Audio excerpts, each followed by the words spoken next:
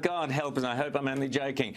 Kamala Harris, so suspicion falls on her people because they want to get her into that presidential office as rapidly as possible. Is that right?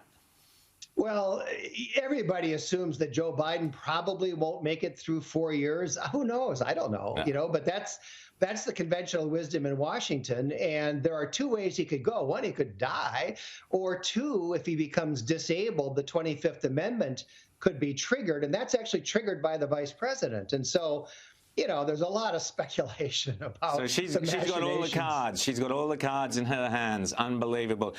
Before we get on to Trump and the impeachment, just tell me your thoughts on all these executive orders. Trump was always labelled a dictator if he ever put out a presidential executive order, but Biden's throwing them around like confetti.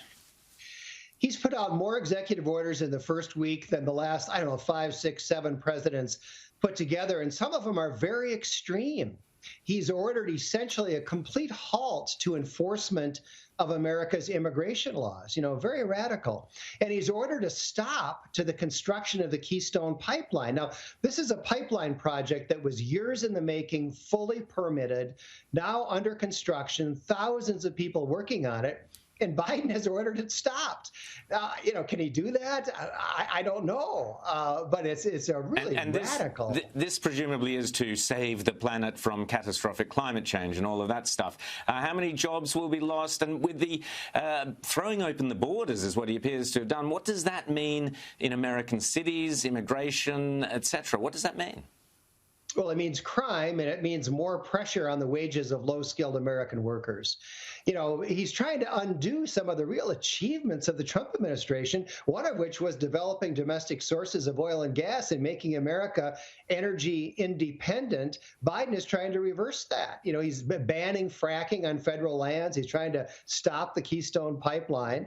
And likewise with immigration. We're getting a handle on this mass illegal immigration at the southern border, and now Biden is trying to turn the spigot back on. That's unbelievable. Now, the impeachment of Donald Trump, this is part of the unity campaign and forgiveness and let's all be one and one together. Yeah, no enemies.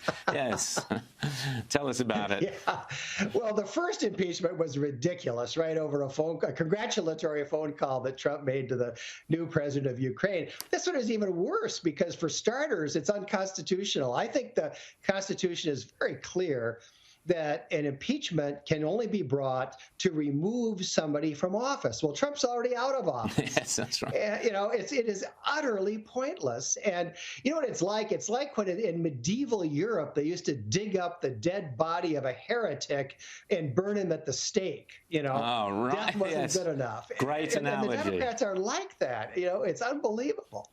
Digging up the dead body and burning it at the stake. John Hinderaker, always great to chat to you, those amazing insights of what is really going on in America. Thanks so much for being on Inside the News tonight, and we'll chat again soon. Thanks, Rowan.